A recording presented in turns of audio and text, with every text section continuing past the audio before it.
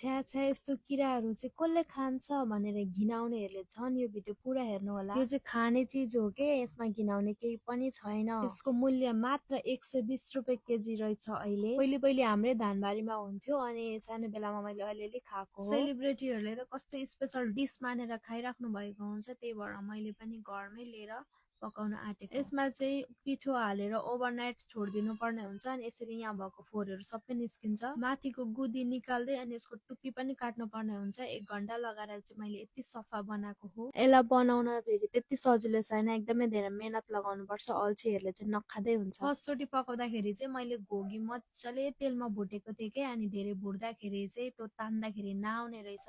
पहिलो गल्तीबाट चाहिँ मैले सेकेन्ड चोटिमा चाहिँ यसरी पकाउँदैछु।